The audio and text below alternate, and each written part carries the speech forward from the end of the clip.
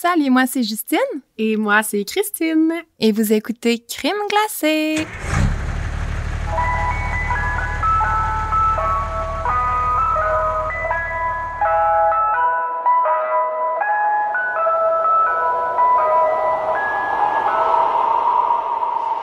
Allô? Coucou! On vous parle aujourd'hui en direct de notre cabane. Oui, là, on niaisait qu'on parlait de cabane avant, mais là, on est littéralement dans une cabane. Ouais, que Ju nous a fabriqué avant que j'arrive tantôt. C'est vraiment spacieux, vraiment cosy. Bref, ça, c'est le vibe qu'on a, là. Oui. Si jamais vous... Vous pouvez embarquer dans ce vibe-là. Mettez-vous en dessous de vos couvertes, là, puis vous allez être avec nous. Sauf si vous conduisez. Essayez de regarder la route. Ouais. Si jamais vous conduisez. Mais ouais, comment ça va aujourd'hui? Ça va bien, j'avais hâte qu'on enregistre. Tu m'avais tellement titillé, là, tu voulais rien me dire, puis j'y ai pensé toute la semaine. J'ai vraiment hâte que tu me parles de ton histoire. Oui, puis on a eu un petit update sur l'épisode du pont Jacques-Cartier. Donc, on voulait juste vous confirmer, en fait, que ce que j'avais dit par rapport aux 24 heures de préavis, là, 24 heures, en fait, d'attente quand tu déclares une disparition, c'est un mythe. C'est réellement un mythe. On a une personne qui nous a écrit, qui va rester anonyme, mais qui nous a écrit, elle travaille dans la police et puis elle nous confirme que c'est vraiment un mythe au Québec. Peut-être qu'avant, c'était moins pris au sérieux, mais maintenant, ils prennent ça au sérieux dès la déclaration de fugue ou de disparition. Fait que c'est rassurant. Ce qui est très bien, en effet. Puis, ben c'est ça, là, Écoute, on a-tu d'autres choses à se dire avant que je me lance dans mon histoire ou on y va direct de même aujourd'hui? À part vous dire merci encore une fois pour tout. Oui, merci. Merci.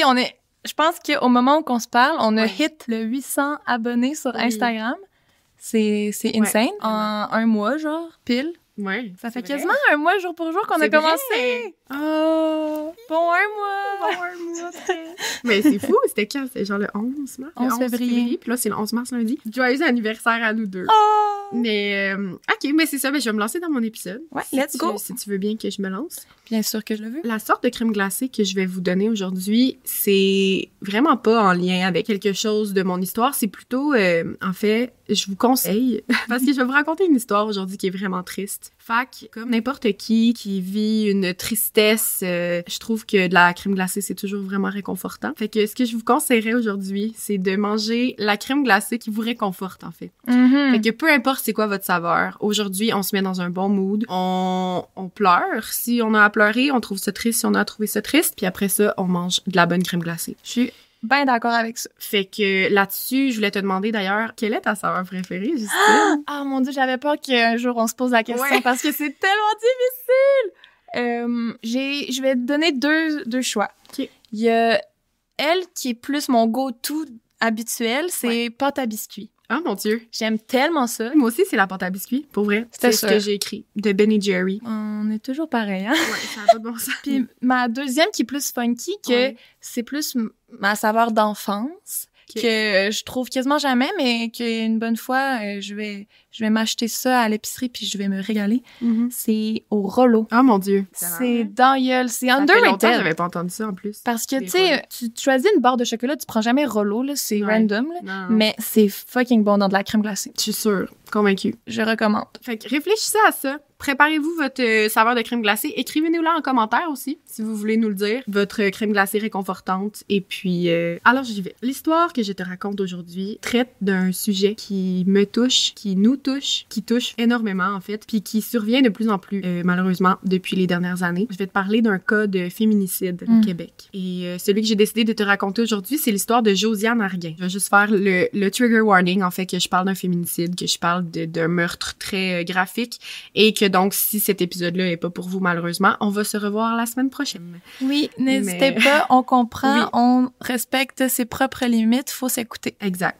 Plus tard dans l'épisode, je vais te raconter d'ailleurs, je vais vous raconter une petite anecdote, en fait, par rapport à ce cas-là, parce que la fois que j'en ai entendu parler pour la première fois, en fait, c'est pas tant aux nouvelles, c'est dans un contexte de mon travail. Oh. Je savais pas à ce moment-là que j'allais raconter un podcast un jour, mais genre, dès qu'on a commencé à avoir notre podcast, je me disais qu'il fallait que je te raconte ça un jour. Puis, je veux d'ailleurs juste faire une petite mention que aujourd'hui, le moment où on enregistre, c'est le lendemain de la Journée internationale du droit des femmes qu'on a vécu hier. C'est vrai? Puis, pour vrai, hier, c'était surtout le moment où que j'écrivais le plus, là, que j'ai vraiment comme terminé mon épisode, continué mes recherches, confirmé mes sources et tout. Fait que toute la journée, j'y pensais vraiment, là, genre, oh my God. Je trouvais que c'était un drôle d'adon, mettons. Mm-hmm. Ça m'a fait un gros pincement de réaliser pendant que je faisais mes recherches que c'était ça la journée. Oui, bonne journée internationale des droits de la femme en retard. Ouais, exact. Puis là, vous, quand vous allez l'écouter, ça va être un peu plus tard, mais bref, je voulais juste le rappeler. Ensuite, c'est ça. Pour vous mettre en contexte juste de à quel moment s'est passée l'histoire de Josiane Arguin, je voulais juste comme vous amener les petites statistiques, en fait, de féminicide au Québec dans les dernières années, parce que je trouvais ça important de rappeler à quel point c'est fou, puis que ça a fait juste monter, puis que ça fait peur. En 2018, il y a eu un grand total de 16 femmes et filles tuées au Québec, dont 12 qui ont été tuées par des hommes. Par la suite, en 2019, seulement les femmes tuées par des hommes, là, que je veux dire, il y en a eu 11. Et ensuite, 2020-2021, on compte 21 femmes dans la première année et 19 dans l'autre, ce qui fait que ensemble, les 2 premières années de la pandémie, mettons, c'est le double des 2 dernières années d'avant. Ouais, le confinement, ça l'a mis tellement de femmes en danger, là. Ben oui, c'est ça, tellement. Ils sont emprisonnés avec des maris violents, là. Ouais, puis c'est ça, je voulais dire aussi qu'après ça, en 2022, on compte un total de 14 féminicides au Québec, et en 2023, 23 féminicides au Québec. Puis là, il n'y a plus la pandémie comme excuse. Là. Exact, il y a plus d'excuses. Il n'y a jamais d'excuses, mais ouais, il n'y a plus la pandémie comme excuse. Puis je sais pas si tu le sais, en fait, là, puis je voulais juste comme l'amener, mais on est en 2024, on est début mars. Est-ce que tu connais, est-ce que tu as entendu des histoires à date de féminicide cette année? J'en ai entendu un. Ouais. Ben, j'ai fait mes recherches, puis, tu sais, il y a pas encore, comme ça fait juste 2 mois, tu sais, il y a pas encore de statistiques à ce sujet-là ou d'articles qui ont été écrits, mais je veux juste te dire que depuis le début de l'année, à la mi-février, on compte déjà approximativement, parce que c'est les recherches que j'ai faites, mais peut-être qu'il y en a qu'on n'est pas au courant, mais on compte approximativement déjà 7 féminicides en moins de 2 mois au Québec. Mais voyons. En moins de 2 mois. 7. Okay, c'est la moitié d'une année, me semble, que t'avais nommé tantôt, là. Ouais. Puis tu sais, encore là, je veux juste dire, c'est approximatif parce qu'il y a aucun article qui dise à date 7 féminicides au Québec en 2024. Mais mettons, avec toutes les recherches que j'ai faites, j'en ai trouvé 7 jusqu'à maintenant. Puis je vais donner leur nom, en fait, puis juste pour qu'on ait déjà une petite pensée pour eux si tôt dans l'année. Il y a Chloé Lauzon-Rivard, 29 ans, à Granby. Narges Ben Yedder, je sais pas si je le prononce comme il faut, 32 ans, à Pointe-aux-Trembles. Lorraine Marcelet, 80 ans, à l'Épiphanie. Une mère de famille dont on sait pas l'identité, puis c'est anonyme pour l'instant, de 51 ans, à Saint-Basile-le-Grand. Elisabetta Cocci Puglisi, 68 ans, Vaudreuil-Dorion. Manon Blanchard, 59 ans, Vaudreuil-Dorion. Et Ayette Bouguelide, tuée par son conjoint. On sait pas vraiment d'où est-ce qu'elle venait. Mais c'est les 7 articles que j'ai trouvés. Puis on est le 6 mars. Ça n'a pas de bon sens. C'est déjà très mal parti. Puis c'est ça. Puis ce que je veux juste rajouter, puis qui est vraiment triste, c'est que, étant donné que l'épisode est enregistré d'avance, ça se peut qu'au moment où on se parle, il y en ait plus. Ben, puis c'est épouvantable qu'on ait à dire ça. C'est très possible, en fait, si on suit la tendance, là. Enfin, ça fait peur. Mais non, c'est épouvantable. J'aurais pas voulu dire ça, mais c'est le cas. Je veux aussi mentionner que si vous êtes dans une relation où vous souffrez, en fait, où vous êtes victime de violences conjugales ou si vous êtes témoin d'une relation près de vous, je veux juste vous rappeler que de 1, vous n'êtes pas seul, puis de 2, il faut commencer à agir, vraiment. Même si tu sais pas trop qu'est-ce qui se passe dans la relation, que ton amie, elle veut pas que t'interviennes, genre, il y a tellement d'organismes qui sont là pour nous. Tu sais, sur les sites gouvernementaux, il y a des longues listes de maisons d'hébergement. C'est ça, j'ai juste à vous dire que vous êtes pas seul puis qu'il faut agir si vous en voyez autour de vous parce que faut arrêter d'augmenter le nombre. Oui, il faut pas attendre qu'il soit trop tard, puis c'est jamais de votre faute, là. C'est normal de le réaliser tard dans la relation, là. Parce que c'est sinueux, c'est insidieux, puis au début, on veut pas se l'avouer. Souvent, les femmes, ils veulent même pas se l'admettre. Puis des fois, ils s'en rendent pas compte non plus. Ben non. Ça part tu sais, ça part pas directement, là. Tu vas pas rencontrer un gars dans un bar, puis il va pas te dire le sort qui te réserve, là. Alors, voilà. Donc, aujourd'hui, je te parle de Josiane Arguin, comme j'étais dit, une jeune femme de 34 ans qui a été tuée par son conjoint de l'époque, Simon Brindamour. Fait que là, ce nom-là t'a dit quelque chose. Ouais, ça me sonne des cloches. Ouais. Donc, qui a été tuée par son conjoint de l'époque, Simon Brindamour, 38 ans. Comme j'avais fait pour mon dernier épisode, je vais commencer par m'attarder plus à la victime que à Simon, parce que c'est ce que je trouve le plus important. Donc, comme je disais, Josiane Arguin est une jeune femme de 34 ans, extrêmement souriante. Je vais mettre des photos aussi sur notre page Instagram si vous voulez aller la voir, mais je sais que quand j'ai vu sa photo, ça m'a vraiment fait un choc. De juste comme pouvoir mettre une image sur le drame, parce que j'ai entendu parler du drame en premier, bien sûr, mais de mettre une image comme sur la femme qui est super belle, super souriante, ça fait encore plus mal parce que Josiane ne terminera pas ses études et je vais t'expliquer pourquoi sous peu. Oh, j'ai peur. Ouais. Donc, comme je disais, tu sais, ses parents, sa tante, il y a même un article dans la presse, en fait, où sa tante, elle parle de Josiane, puis tu sais, elle la décrit comme une jeune fille pétillante, une jeune fille qui fait plein d'affaires, tout le temps prête à se garrocher dans plein de projets, travaillante, pleine de joie, en fait. Et puis là, à un certain moment, dans sa vie nouvelle à Montréal, elle va rencontrer Simon Brindamour. Et ça sera vraiment pas long, en fait, qu'ils vont devenir un couple. J'avais pas trouvé beaucoup d'informations sur comment ils se sont rencontrés, fait que en écoutant comme des podcasts puis en faisant mes recherches, j'ai vu que Josiane, sa page Facebook, est encore active. Ouais. Tu sais, des fois, mettons, quand que, je sais pas, là, les proches de la personne, ils savent vraiment comment ça marche les réseaux sociaux puis ils réussissent à avoir accès, mettons, à trouver le mot de passe puis là, ils enlèvent la page Facebook. Ouais. Mais il y en a qui c'est pas de même du tout, là. Tu sais, il y a tellement de gens qui vont juste décéder puis malheureusement, comme sur Facebook, tu peux encore aller voir, puis là, il y a plein de messages sur son mur, pis tout. Mais elle, tu sais, t'arrives sur son Facebook, puis c'est vraiment comme si elle était encore là, tu sais, je veux dire, il y a toutes ses photos. Je pense que la dernière publication, c'est Josiane Arguin est maintenant en couple avec Simon Brindamour, puis ça dit la date, genre, c'est le 9 août 2017. Puis c'est en dessous de cette publication-là que tout le monde a commenté. Sauf que c'est fou parce que, tu sais, j'ai lu comme tous les commentaires juste pour essayer de comme m'imprégner, puis juste essayer de voir qu'est-ce que les gens disaient. Puis tu commences vraiment en voyant comme toutes ses amies proches qui disent félicitations, vous êtes trop cute ensemble, oh mon Dieu. Puis plus les commentaires avancent, plus ça s'en va dans le j'en reviens pas, genre mes sympathies à la famille, genre c'est vraiment quelque chose. C'est spécial là, avec l'ère numérique, les réseaux sociaux, c'est comme ça l'encapsule des moments pour toujours. Puis autant des fois ça peut être bien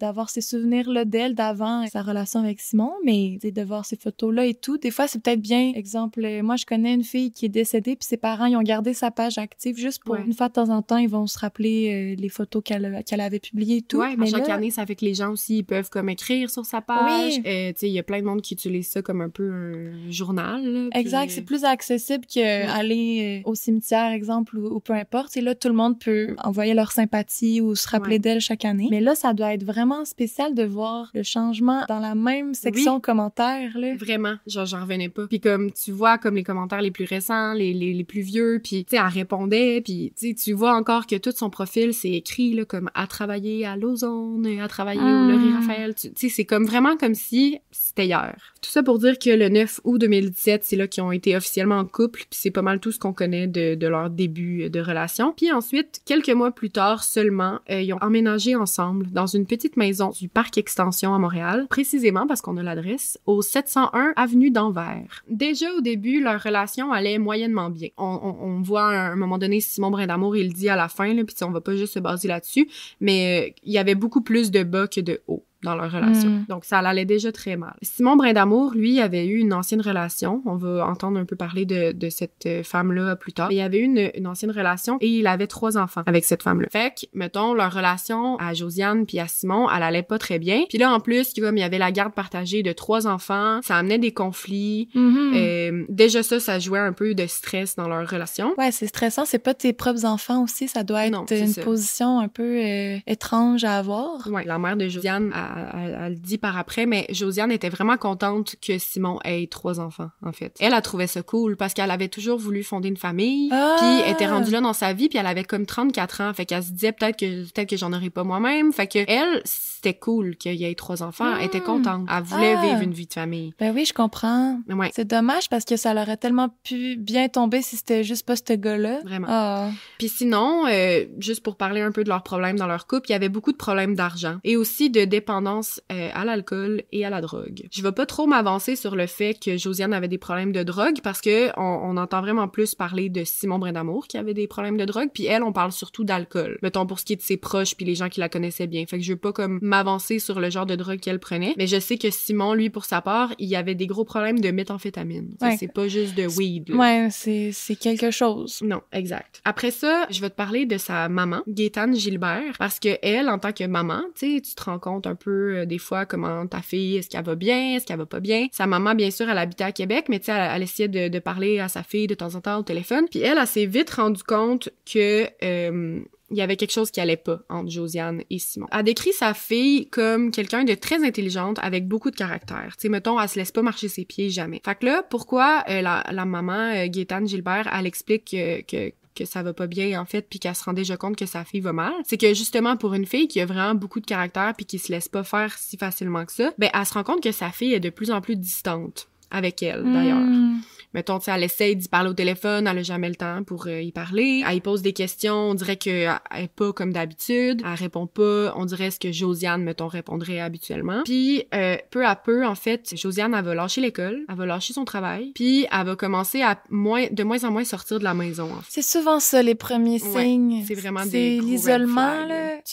À un moment donné, tu te réveilles, puis t'es isolé, tu vois plus tes amis, t'as plus rien qui te rattache au monde extérieur. Exact. C'est comme si il voulait comme vraiment tout enlever ce qu'il y avait de proche pour elle dans sa vie pour qu'il la garde comme juste pour lui. Ouais, tu deviens dépendante d'un homme violent, fait que tu t'en vas pas, tu sens que t'as besoin de lui, tu penses que t'as besoin de lui pour vivre ta vie parce que t'as plus rien d'autre. Vraiment. Fait que sa mère, elle a vu ça, elle commençait de plus en plus à être inquiète pour sa fille parce qu'elle voyait que elle était pas aussi, tu sais, la jeune fille pétillante comme on la décrivait. Elle sentait que sa fille était comme pas plus capable de prendre des décisions pour elle-même. C'est comme si Simon, il était toujours un peu par-dessus son épaule puis qu'il l'écoutait parler, il regardait ses conversations, il prenait toutes les décisions pour elle. Vraiment, là, elle commençait déjà à être vraiment très contrôlée, tu sais. Mais, mettons, sa mère, comme une bonne maman, elle voulait pas non plus être le genre de mère qui allait contrôler sa fille, tu sais, qui allait lui dire qui allait l'empêcher de voir un gars, puis qui allait lui dire comme quoi faire dans sa relation. Fait qu'elle, elle faisait juste confiance à la vie, puis elle se disait, tu sais, j'imagine que ma fille, je devrais juste lui faire confiance, puis que, tu sais, si justement être avec lui, ça doit être pas pour rien, puis c'est une passe. Elle voulait pas comme interférer dans sa relation, parce que imagine, tu sais, qu'est-ce qu'elle aurait pu faire? Aller la kidnapper, genre, qui a enlevé sa propre fille de ce gars-là, puis finalement, ça aurait pu tourner au drame, là. Sa fille, elle aurait pu comme arrêter de lui parler, s'enfuir à nouveau, tu sais.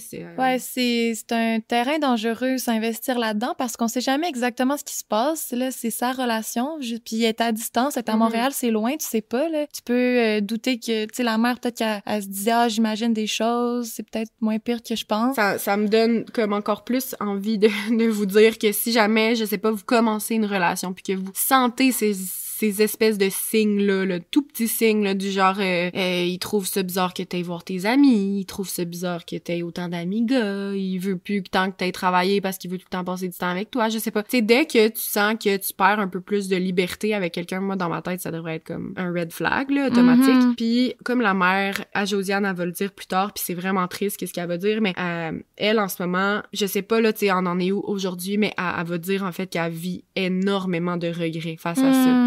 Parce que maintenant que c'est arrivé, même si elle voulait pas être la mère contrôlante qui débarque chez sa fille pour lui dire de s'en aller et de s'enfuir, elle aurait pu faire quelque chose. C'est ce qu'elle se dit en tout cas. Tu sais, je sais pas là, elle est rendue où dans son deuil. Je sais même pas si elle est capable de faire son deuil, mais tout ce que je peux dire, c'est que justement, elle va faire un article en fait au Journal de Montréal, puis elle va utiliser en fait ses regrets pour dénoncer comme l'inaction des familles puis des proches des victimes de violences conjugales, parce que elle se dit c'est pas vrai là, tu sais. Puis je sais pas c'est quoi qui est bien de penser par après, parce qu'elle peut pas s'en vouloir jusqu'à la mort, là, tu sais, on s'entend, c'est pas de sa faute si sa fille est décédée, mais mettons, elle, ce qu'elle utilise pour dire, en fait, c'est que il y a toujours quelque chose à faire. Tu peux toujours sauver quelqu'un de cette situation-là, puis ça sera pas facile au début, mais c'est important d'agir quand tu vois une situation comme ça autour de toi. Puis elle a mieux placé pour parler, là, tu sais, si on l'a jamais vécu, on peut pas juger, mais elle, si elle se dit j'étais dans cette situation-là, puis en y repensant j'aurais pu agir, ben elle fait bien de le dire parce qu'elle peut sauver une prochaine potentielle victime en sensibilisant le monde comme ça. Faut pas culpabiliser les autres, mais je la comprends que probablement que dans plusieurs cas, des gens auraient pu agir. C'est vraiment flou comme piste, puis c'est dur aussi parce que tu le sais pas, tu sais, tu veux pas te tromper, tu veux pas perdre des gens dans ta vie quand tu sais, exemple, ça arrive à ton ami, comment tu fais ça, tu sais, Mhm. sans perdre la personne. Mais tu sais, elle, ce qu'elle disait dans l'article, en fait, c'était de poser des questions, d'essayer de juste comme trouver des indices, sans nécessairement genre intervenir drastiquement, là. Donc voilà. Là, je vais t'amener au samedi 15 septembre 2018. Cette journée-là, en fait, ce samedi-là, Simon Brindamour va se rendre au poste de police pour déclarer la disparition de Josiane Arguin. Hmm. Là, dans le fond, il explique que le matin du 1er septembre, là, je te rappelle, on est le 15. Il va dire, le matin du 1er septembre, il se serait chicané, puis que Josiane était comme sous les influences de la drogue, elle était comme sortie, ou elle est revenue travailler, puis elle était complètement saoule, ou quelque chose de même. Il va vraiment parler en mal d'elle, Mhm. puis il va dire qu'elle était complètement droguée, puis qu'elle est partie avec tout leur argent. Le matin du 1er septembre, là, on se rappelle que c'est le 15. Fait que ça veut dire que déjà, même s'il avait vraiment annoncé sa disparition, il aurait attendu quoi, 2 semaines pour le Ouais. faire? Nous, on capotait sur la règle du 24 heures. Lui, c'est Ouais. un peu exagéré. 15 jours. Là. Exact. Puis c'est ça, il va dire que depuis ce 1er septembre-là, il y a pas eu d'autres nouvelles. Il a dit qu'il a essayé de la chercher partout, il est allé dans tous les lieux qu'il était censé aller, puis il l'a jamais revue. Mais tu sais, pourquoi il aurait attendu 2 semaines de toute façon? Ben oui, c'est louche, là. Ouais. Hey, mais c'est triste que pendant 2 semaines, personne la cherchait. Depuis Ouais. le 1er septembre. Ouais. Ça montre à quel point elle était isolée de tout le monde. Si en 2 semaines, personne s'était rendu compte qu'il était plus là. Ouais, elle devait tellement comme pu parler à ses parents que peut-être que dans ces 2 semaines-là, ils ont essayé de la contacter pour une raison obscure, puis juste pour y parler de quelque chose, puis elle répondait pas, puis ils trouvaient même pas ça normal tellement qu'elle était rendue isolée, c'est ça. C'est triste, là. Puis tu sais, elle avait plus vraiment de job, elle avait pas l'école, fait qu'il y a personne qui la cherchait, là. Puis il va même aller jusqu'à dire à la police qu'elle avait des gros problèmes de dépression, puis qu'elle avait des pensées suicidaires. Tout pour que la police, tu le croie, puis qu'il va agir comme s'il était vraiment inquiet pour elle, que ça faisait 2 semaines qu'il l'avait pas vue, puis il y avait des raisons de croire qu'elle était en danger, mettons. C'est donc le 19 septembre, donc 4 jours plus tard, qu'on va commencer à publier les avis de recherche dans tout le Québec. Donc, dans les journaux, à la télé, on va vraiment la déclarer comme femme disparue, puis tout le Québec va commencer à la chercher. OK, fait que personne doutait qu'elle était morte, là. Pas à ce moment-là. Peut-être à retrouver un corps suicidé, mais Ouais. personne doutait d'un homicide. Non, exact. À ce moment-là, tout le monde croyait qu'elle était disparue. Bien sûr, là, on parle peut-être pas de sa maman, là. Je pense que sa maman, elle avait des raisons de croire. Tu sais, les gens qui la connaissent très bien, Josiane, je pense qu'il y avait déjà des doutes à ce moment-là au sujet de Simon. Mais à ce moment-là, techniquement, le 19 septembre, tout le monde la cherche. OK. Donc, même Simon Brindamour, il va participer aux recherches activement. Oh! Donc, il va aller chercher dans les rues, il va aller chercher dans tous les lieux, il va aller avec les policiers, il va vraiment se donner à fond dans la recherche. Il va même parler avec la famille de Josiane pour aider aux recherches. Il va leur dire, hey, tu sais, je suis allée faire 5 lieux aujourd'hui, pas trouver. Il va être actif dans les recherches puis actif auprès de la famille de Josiane. C'est épouvantable. Quelle merde! Effectivement. Puis il va même aller jusqu'à poser des affiches partout dans les rues. Genre, il se donne. Lui, il se disait, ils la retrouveront jamais anyways, ha ha ha. Exact. Ah. Étrangement, pendant toute la période des recherches, Simon, il va refuser à ce que la famille de Josiane rentre dans leur maison. Déjà là, louche. Ouais. Simon, vraiment très louche. Pourquoi? C'est ça. Puis la famille vont vraiment trouver que Simon, il a un comportement vraiment troublant. Même s'il est autant actif dans les recherches, ils vont tout de suite savoir qu'il se trame quelque chose. Sauf que là, ça reste comme ça pour l'instant. 2 autres semaines plus tard, donc en début octobre, techniquement, c'est 1 mois après la disparition, le 1er septembre, de Josiane, la police, en fait, va avoir un appel de Sandra Cormier. Je t'en ai parlé tout à l'heure. C'est l'ex-conjointe et la mère des 3 enfants de Simon Brindamour. OK. Ils reçoivent un appel de Sandra Cormier qui va faire des aveux vraiment troublants à la police. Donc, je te dis qu'est-ce qui se passe. Ça va commencer justement 2 semaines après la déclaration de Simon. Donc, au début octobre, là, OK, oui. Simon, il va écrire à Sandra Cormier, à son ex, puis il va dire, et je cite, « J'ai fait la connerie à ne pas faire. » Il écrit ça à Sandra. C'est pas une connerie, je pense. Exact. Puis cette connerie-là, Sandra, elle va tout de suite comprendre. Elle va tout de suite comprendre. Elle va être genre, tu peux pas juste m'écrire ça. Tu sais, elle a tout de suite pensé, il a fait un meurtre. Dans la presse, il va y avoir un article là-dessus, mais Sandra, elle, ce qu'elle a dit, premièrement, c'est, puis je vais la citer, « On a tout le temps dit que faire un meurtre, c'est une connerie à ne pas faire. Souvent, quand on regardait les émissions, les enquêtes, puis que le chum tuait sa copine, c'était la connerie à ne pas faire. Parce que c'est sûr que ça allait être le copain qui allait être accusé. » Fait qu'elle, justement, Sandra, quand elle va lire ce texto-là, elle va tout de suite sentir qu'il y a quelque chose qui cloche. Il va dire « Pars pas en peur, c'était pas planifié. » Ah, fait que c'est pas épeurant si c'est pas planifié? Non. What? Je sais pas. Fait que cette soirée-là, bref, du début octobre, quand il a écrit ce fameux texto, ils se sont appelés, puis il aurait tout révélé au complet à Sandra. Au complet. Il aurait tout raconté qu'est-ce qui s'est passé. Ça devait y peser lourd en tabarouette. Ouais. Sandra Cormier, elle appelle les policiers. Genre, au moins, elle a eu comme la présence d'esprit de tout de suite après l'appel, elle a pas niaisé. T'sais, elle l'a écouté. Ça a dû être épouvantable et entendre le père de tes 3 enfants te raconter tout ce qu'il a fait. Hey, c'est vrai, j'avais oublié qu'elle a des enfants avec. C'est un papa, ce gars-là. Il y avait encore, tu sais, la garde, là, partagée, là, je veux dire. Puis là, elle entend ça au téléphone, il lui confie tout le meurtre qu'il a fait, que je vous ai d'ailleurs pas encore raconté, mais je m'en viens là. Puis elle, en panique, là, mais au moins, elle l'a écouté au complet, elle a raccroché, puis elle a eu la présence d'esprit d'appeler les policiers tout de suite,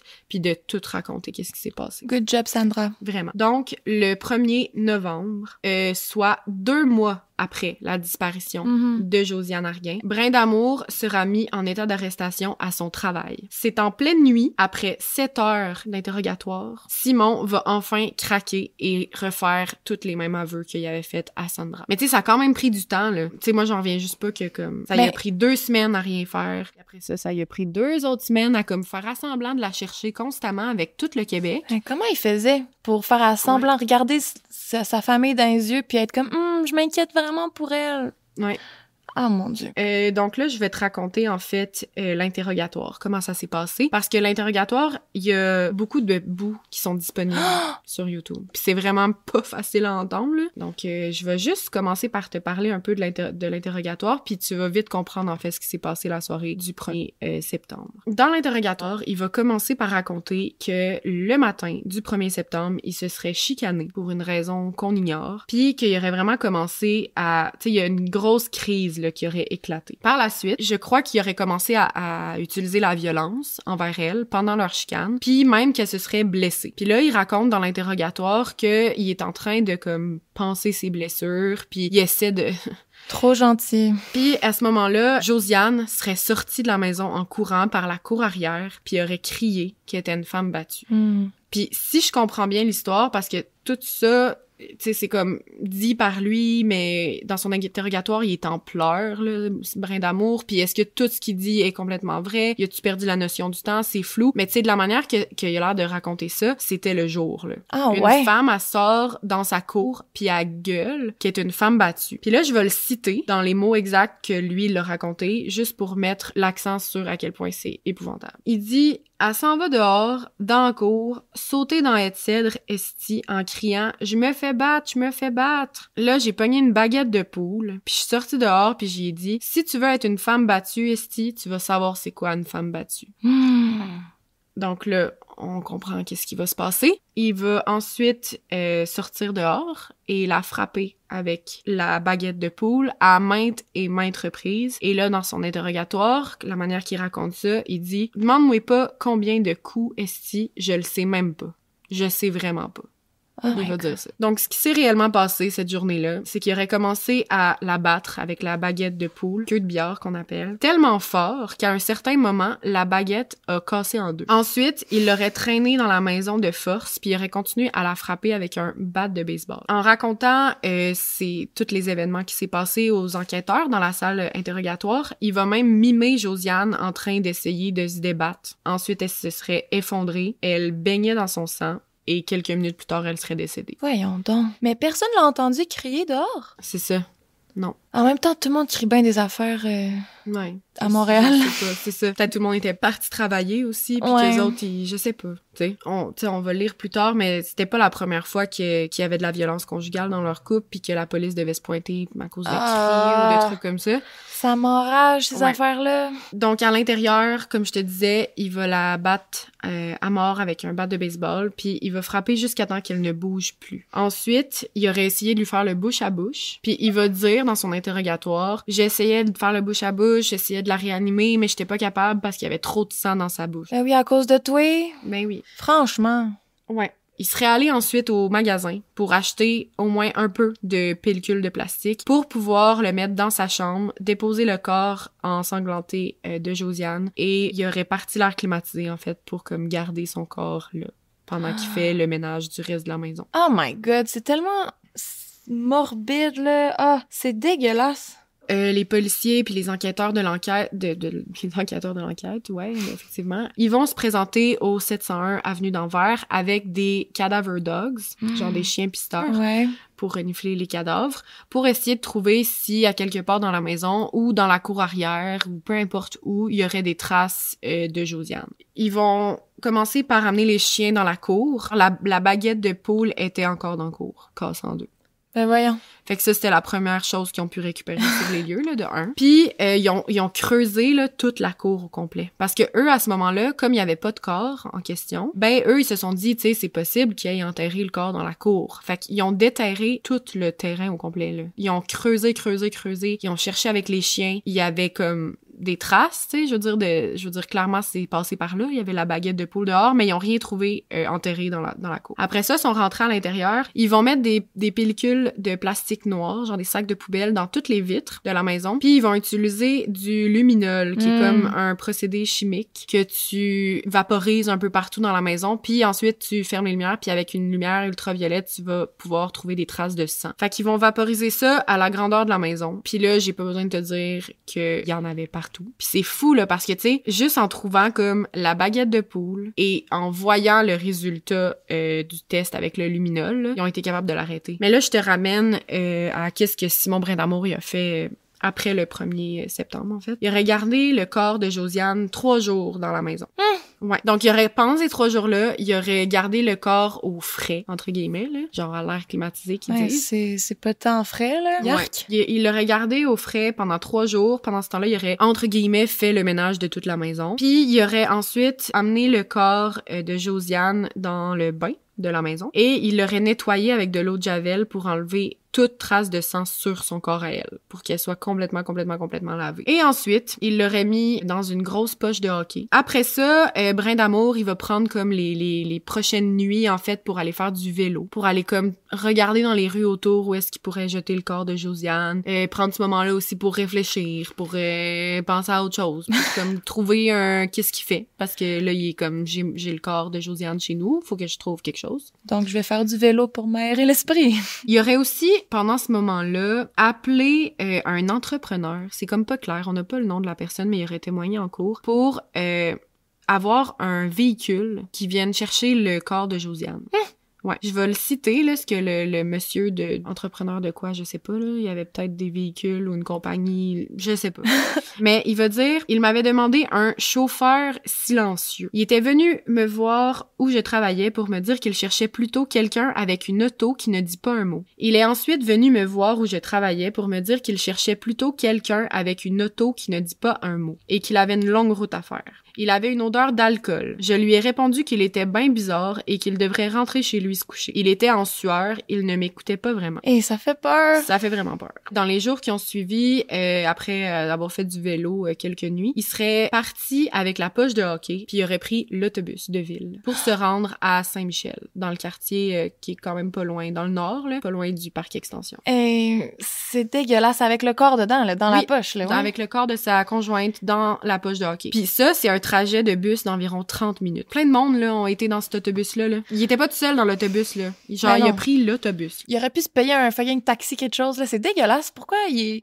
Quelle idée random! Il est pas bright pantoute, là. Fait que là, il aurait pris l'autobus, comme je dis, avec la poche de hockey. Il aurait fait 30 minutes de route, puis il serait allé jeter le corps dans un container. Puis là, il avait comme mal calculé le jour que les vidanges passaient. Fait que le container, il était comme trop vide pour qu'il fasse juste jeter ça dedans. Il aurait comme pris des sacs de poubelle qui sont autour, que les gens avaient commencé à mettre. Puis il aurait mis le corps de Josiane dans un autre sac poubelle pour ensuite ramener la poche de hockey vide chez lui. OK. Ouais, il aurait comme jeté le corps à un endroit, puis à Saint-Michel, il aurait jeté la poche de hockey vide à un autre endroit. OK. Même lui, là, quand il a fait ses aveux plus tard là, à la police, là, il a aucune idée où le corps. Tu sais, il se souvient dans quel bac à peu près il l'a mis, mais il sait pas. Là. Mais genre, non. il peut pas dire « Hey, je l'ai caché telle rue sous terre. » Non, là, c'est super pas précis. Là. Il l'a jeté dans un container de Montréal. Là. Le nombre de poubelles qu'il y a tous les jours à Montréal, puis qui se fait ramasser, puis qui se fait amener dans un dépotoir, puis un autre, puis... Ben oui, ça fait 2 mois aussi, là. C'est ça, en ça plus. qui est plus là,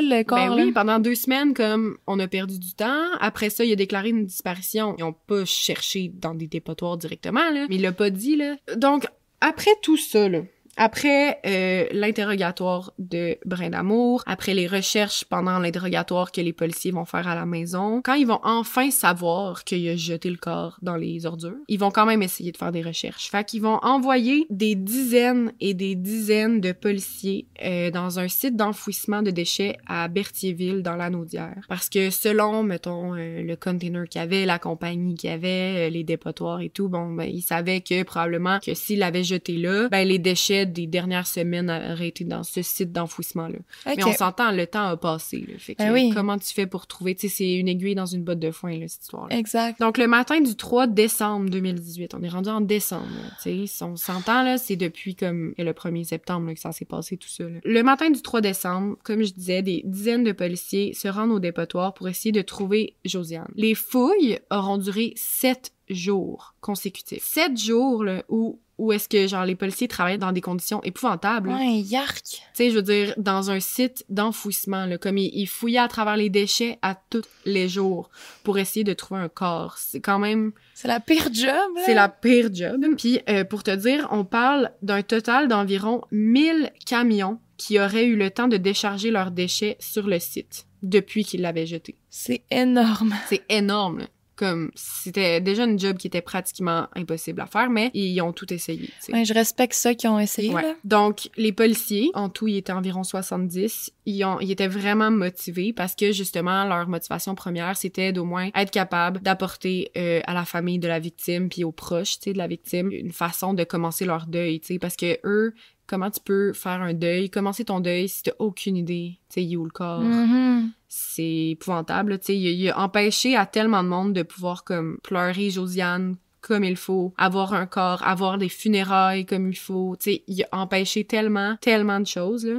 Donc, c'est vraiment triste, mais après 7 jours, comme je dis, d'acharnement, ils ont dû mettre fin aux recherches. Malheureusement, le corps n'a jamais été trouvé, encore à ce jour. Puis, il y aura beaucoup de choses qu'on saura jamais, parce que, voilà. Hey, c'est épouvantable. Déjà, juste qu'elle ait vécu tout ça, d'être... Tu sais, je peux pas... Désolée pour les images, mais je peux pas comme m'empêcher d'imaginer qu'il y ait quelque part parmi plein de déchets en train juste de dépérir comme... Ça me brise le cœur. Ça n'a pas de bon sens. Puis ça me surprend que ça ait pris 1 mois ou 2 avant qu'ils fouillent la maison de Simon. En fait, ils ont juste comme pu le faire au moment où Sandra l'a appelé puis que là ils l'ont arrêté. Ouais, mais tu sais, si je sais pas, un mari déclare sa femme disparue, il y a un antécédent de violence conjugale. Il me semble que j'aurais fait un petit tour dans la maison sans avoir le luminol ou je sais pas quoi là, mais je serais allée voir une baguette de billard brisée avec sûrement du sang dessus. Je trouve ça weird qu'il ait attendu autant longtemps. C'est vrai. Tout ça est complètement ridicule, là. Une chance qu'il ait appelé Sandra parce qu'il aurait pu vraiment s'en sortir, là. Ben oui. Pas de corps, là. Pas de corps, c'est si t'as pas de confession, c'est aucunement possible de prouver quoi que ce soit. Ça n'a pas été bien fait, quelque part, là. Non, c'est vraiment bizarre. Pour qu'il ait été capable de, genre, faire à semblant qu'il a disparu, qu'il pose des affiches, qu'il va faire les recherches, puis que, en plus, sa famille, ils ont toutes les raisons de croire qu'il est louche, ce gars-là, avec leur fille.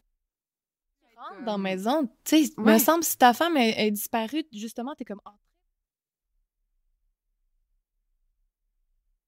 Ils veulent pas 40, là. Vraiment, vraiment. Ça a mal été fait quelque part, là. Ouais. Au moins, ils se sont un peu rachetés en fouillant les dépotoirs et tout, mais c'est trop tard, là. Ça non, c'est ça, c'est trop tard, là. C'est même de faire cette recherche-là, j'apprécie, tu sais, je comprends que c'est le fun qu'il ait fait, tu sais, ça montre qu'il y avait une motivation, mais c'était une opération qui était comme impossible, puis il savait probablement ça avant même de la commencer, là. Chapeau à vous, quand même, là, Mais ouais. Finalement, tout ce qu'on a, tu sais, on n'a pas de corps. Tout ce qu'on a, c'est les aveux d'un maudit tas de marde. Ouais, puis on sait même pas si tout ça, c'est vrai. Ouais, il y a plein de détails qu'on saura jamais. Ouais. C'est con, là, mais l'as-tu vraiment mis dans un site d'enfouissement, là? Hey, c'est vrai. Tu sais, mais c'est fou que le procès a eu lieu quand il y avait comme quasiment rien à part ce que lui a dit, tu sais. En tout cas, pas tant de témoins, à part, je dirais, son ex, puis la famille, puis les gens autour qui peuvent dire quelque chose, mais tu sais, sinon, on se base majoritairement sur ses aveux à lui, là.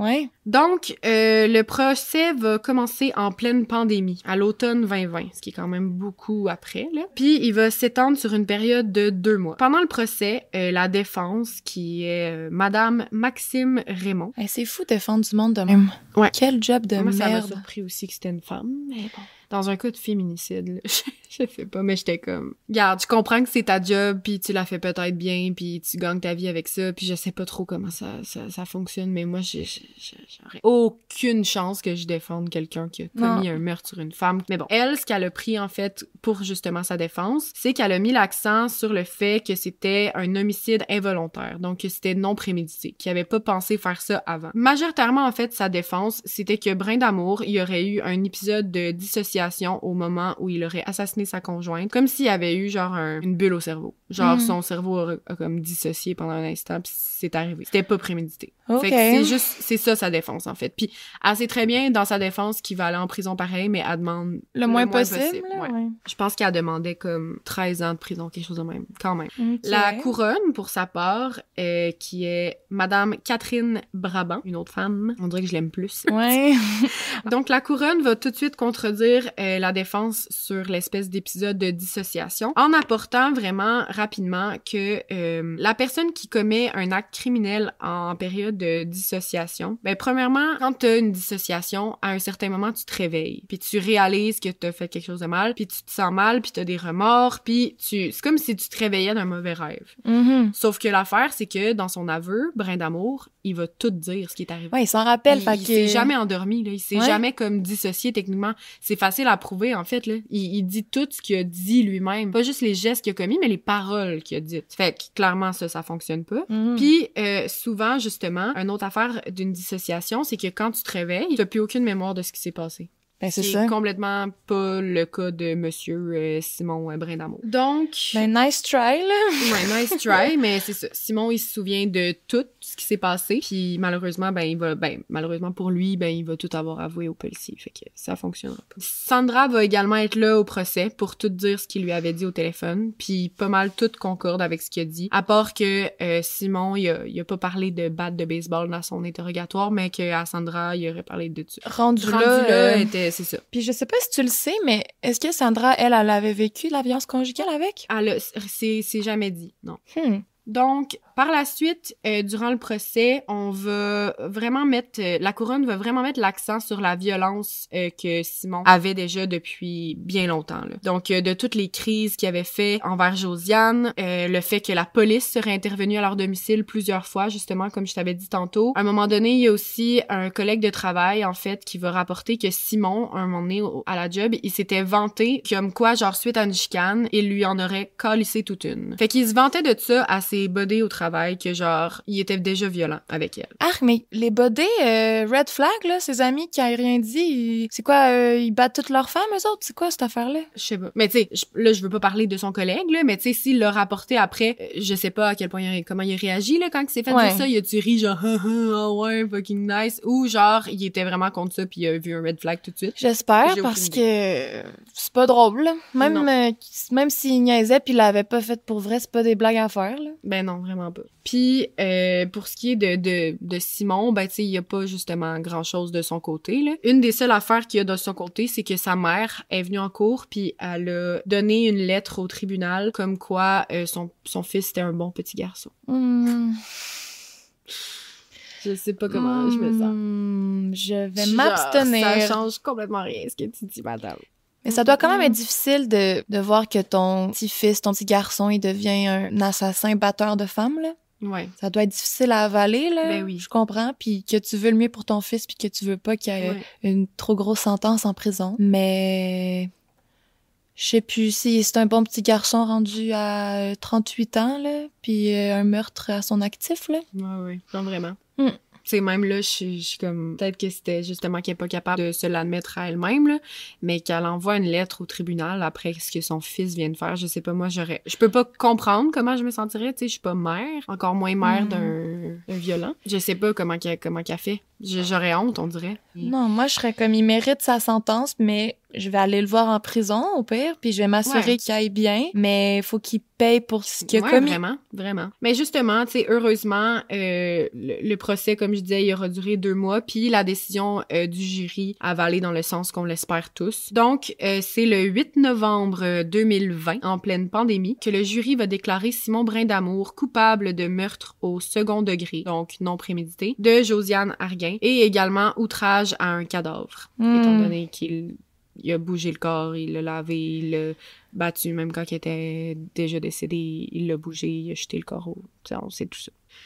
D'ailleurs, pendant le procès, la juge, en fait, de la Cour suprême qui s'occupait du procès de Simon Brindamour, elle s'appelle Hélène Di Salvo. On l'aime vraiment beaucoup, Hélène. Elle va d'ailleurs avoir pris l'occasion, en fait, de ce procès-là pour faire un poignant témoignage sur les féminicides, sur la violence conjugale. Puis elle aura vraiment aucune pitié. J'aime ça quand les juges ils se permettent de dire la vérité en pleine face aux criminels. Là. Ouais. Je trouve ça badass, là. Vraiment. Elle aura dit « Personne ne doit fermer les yeux sur des comportements violents qui, même s'ils paraissent anodins, peuvent dégénérer pour arriver à un autre drame. » Tu sais, je veux dire, son discours a duré vraiment longtemps, puis bravo Hélène. Je suis contente que ça l'ait servi à ça. Simon Brindamour sera condamné à une peine de prison à vie, sans possibilité de libération avant 16 ans. Je pense que la couronne avait demandé comme 25 ans, puis la défense avait dit 13, puis bref, il y a eu un entre-deux, mettons. Ben, je trouve que 25, ça aurait été peut-être... Ouais, mais ouais. J'aime mieux ça que, exemple, 25 ferme, parce que là, il y a perpétuité, ça se peut qu'il reste toute sa vie, là. Ça, c'est s'il sort 16 ans minimum, mettons. C'est quand même une bonne conclusion, là, dans le sens que... Puis, tu sais, c'est récent, là, que c'est arrivé, fait qu'en ce moment, Simon Brindamour, ben, il est en prison, puis il est pas prêt de sortir, puis je souhaite la même chose à tout le monde qui commette ce genre de meurtre. Puis si jamais, je sais que je propose tout le temps, à date, les cas que je fais, il y a tout le temps comme des films ou des séries documentaires là-dessus. Fait que je les propose tout le temps, là, si jamais ça vous intéresse d'en savoir plus. Mais en cherchant ça, je savais même pas que ça... T'sais, comme je dis, j'ai pas le câble, puis je pense pas tant à aller des fois sur, je sais pas, ici, tout.tv et compagnie, là. Mais là, j'ai vu, en faisant mes recherches, que à nouveau, il y a une série qui s'appelle Femme, je te tue. C'est québécois. C'est une série de documentaires, en fait, qui a commencé le 25 janvier 2022 sur la chaîne Investigation. Puis c'est Ingrid Falaise accompagnée de Sarah Bernard qui donne la parole aux familles de victimes de féminicide. Fait que c'est 3 saisons. On est rendu à 3 saisons de 8 épisodes de 22 minutes chacun. Puis chaque épisode est consacré à un féminicide qu'il y a eu au Québec. C'est fou qu'on soit rendu à comme 3 saisons de 8 épisodes chaque. Ouais, c'est triste qu'on ait autant de matériel. Ouais, vraiment, là. Tu sais, rendu là, je trouve ça important parce que ces femmes-là, ils vont aller vraiment genre parler aux familles, ils vont apporter tous les faits, ils vont comme rappeler en fait à quel point c'est épouvantable ce qui arrive puis que ça arrive. Puis justement, il y a comme un épisode qui est consacré à Josiane Arguin. Je vais aller l'écouter. Ouais. Puis ça m'a fascinée parce que là j'ai vu l'épisode de Josiane Arguin apparaître. Puis quand je suis allée voir c'était quoi cette série-là, puis que je voyais à quel point c'est genre tellement de noms de femmes, c'est juste sur des cas de féminicide. Ouais, genre Josiane, c'est juste un cas sur des dizaines et des dizaines, là. C'est toutes des histoires tragiques, là. Je trouve ça bien qu'ils fassent des épisodes là-dessus pour un peu immortaliser puis humaniser ces femmes-là parce que je trouve que plus il va en avoir, plus ça va devenir juste une statistique. Ouais. Puis ça va devenir un numéro. Ah, la 8e du mois. Ah. Fait, c'est ça le danger. Ben aussi c'est déjà dommage qu'il y en ait beaucoup, mais le danger c'est que ça devienne juste des statistiques comme les tueries aux États-Unis. Ouais, exact. Puis qu'on fasse juste voir un genre de diagramme à la télé ou mais là tu sais ça fait en sorte que vraiment comme on consacre un épisode pour une femme, puis c'est beau, tu sais, puis ça dure 22 minutes. Wow. Mais tu sais là on parle des victimes au Québec. Puis je me suis pas lancée dans les statistiques au Canada, là. Mais mettons, là, qu'on était à, je sais pas, 16 au Québec, là. Ben, c'était comme 180 au Canada. Ah. Ouais. My God. Dans la barre de description, on va mettre des organismes ou des numéros de téléphone à appeler si vous êtes dans des situations comme celle-là ou si vous connaissez quelqu'un. Puis, pareillement, j'avais fait ça pour l'épisode sur Guy Turcotte, mais si vous êtes un homme qui sent qu'il y a des problèmes de violence, de colère, puis qui veut pas se rendre trop loin, ça peut paraître étrange à dire, mais il y a des ressources aussi pour vous, parce que il y en a qui voudraient bien se contrôler, qui veulent pas dépasser les bornes. Il y a des ressources qui existent beaucoup plus qu'on pense. Je les avais mises en dessous de l'épisode de Guy Turcotte, mais on va les remettre aussi parce que vous pouvez avoir de l'aide. Puis je me l'étais même noté ici, là, si jamais vous avez un papier sous la main et que ça vous dit de le prendre en note tout de suite. SOS violence conjugale, le numéro est le suivant, 1-800-363-90-10. Puis je voulais juste aussi qu'on termine en ayant une petite pensée pour Josiane Arguin et toute sa famille, puis aussi toutes les femmes, en fait, à qui c'est arrivé au Québec, dont, je vous rappelle, genre 7 cette année. Ça conclut mon histoire. Encore une fois, on conclut ça de façon assez mollo et triste, puis c'est complètement normal. Ouais, c'est super bien raconté. Merci de l'avoir raconté, cette histoire-là, parce que je l'avais déjà entendue, mais ça me fait peur moi-même. Je l'avais un peu oubliée, mais là, ça m'est revenu en tête, puis il faut pas l'oublier, cette histoire-là. Non, fait vraiment. que t'as bien fait de la raconter. Merci. Ouais, ben ça fait plaisir. J'espère qu'on n'en aura pas 40 000 autres à raconter des cas comme celui-là. Là. J'aimerais ça que le chiffre y baisse. Mais oui, c'est vrai. Puis je vous avais dit juste avant de terminer que je vous parlerais d'une anecdote qui est en lien avec le cas. J'allais quasiment l'oublier. Là. C'est vrai. Mais tu sais, en même temps, comme je disais tout à l'heure, je veux vraiment rester dans le respect pour la famille parce que tu sais, ces gens-là sont encore parmi nous là, puis sont encore vivants. Fait que je veux pas non plus raconter cette histoire-là puis que vous pensiez que genre c'était de l'excitation ou du rire ou de la fascination ou quelque chose. C'est plus le fait que je voulais juste vous raconter en fait la petite anecdote que quand j'ai entendu parler de cette histoire-là, c'est parce que je tournais dans la maison voisine. Puis je veux pas non plus nommer la série, je veux pas nommer de nom, je veux pas nommer de personne. Je veux pas me mouiller plus que je le fais déjà. Ouais, mais tu travailles en cinéma, juste pour le contexte, là. Oui, c'est ça. Ceux qui ont pas écouté l'épisode d'intro. Exact, c'est vrai, on l'avait dit. Mais ouais, je travaille sur les plateaux de tournage, fait que je nommerai pas exactement le nom de la série, mais on avait tourné dans la maison voisine. Puis en cinéma, en fait, souvent, on prend des lieux autour du plateau de tournage pour une espèce de salle d'appui. Fait que là, c'est là que, mettons, les comédiens y vont pour changer d'air. C'est là que, par exemple, notre toilette, elle se trouve, notre bouffe. Pourquoi j'ai entendu parler de cette histoire-là, c'est que ma salle d'appui, c'était dans la maison de Simon Brindamour et Josiane Arguin. Après que ce soit arrivé? Après que ce soit arrivé. What le tournage, là, c'était à l'automne 2020, pendant le procès. Oh. Puis on a tourné là pendant 3 semaines. Fait que pendant 3 semaines, c'était mon lieu que j'allais dîner le midi. Des fois, je faisais des siestes, là, parce que... Je sais, puis j'ai entendu ça parce que justement tout le monde genre faisait des petits blabla là sur le tournage, puis tout le monde chuchotait un peu ça ce qui s'était passé. Oui, le monde ont su, tu sais, moi je viens pas de Montréal comme je disais. En 2018, j'habitais pas à Montréal. J'ai peut-être vu à la télé de loin que ça s'était passé, mais moi parc extension, je connaissais pas ça, puis l'avenue d'Anvers, puis j'ai jamais fait le lien de rien de ça. Ouais. Mais là entendre les petits blabla sur le plateau, ben ça fait en sorte que je me suis mis à poser des questions, puis comme voyons qu'est-ce qui est arrivé dans cette maison-là. Puis au début, je pensais que c'était la maison dans laquelle on tournait, mais finalement, c'était vraiment la maison dans laquelle, comme, on dormait le midi, puis on allait aux toilettes, puis on mangeait là, puis tout, là. Je peux pas croire qu'il y avait pas une autre maison disponible. Ouais. Je sais pas, moi, pour ma part, je trouvais ça complètement freaky, là. J'ai pas aimé ça du tout, là. Je sais pas si c'était placebo, mais directement quand je suis rentrée dans la maison, automatiquement, je me suis pas sentie bien. Il y avait comme une énergie dans la maison, là. Ben, ça reste, ces affaires-là. Atroce, là. Ça... Puis tu sais, j'ai vu, là, sa chambre, là. Puis le bain dans la salle de bain. Fait que c'était comme mon anecdote. Je voulais pas...